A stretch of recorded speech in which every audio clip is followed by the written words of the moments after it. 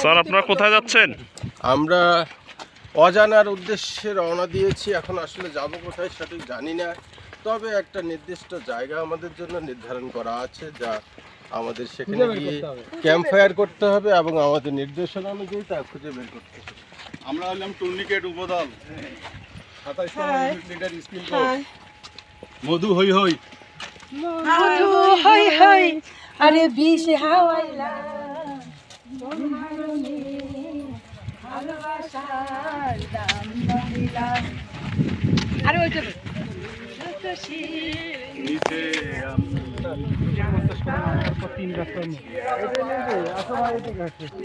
আকাশে নিচে আমি এটা টার্গেট সময় এখান থেকে কত ডিগ্রি? 10 ডিগ্রি। এখান থেকে 10 পাম্প কর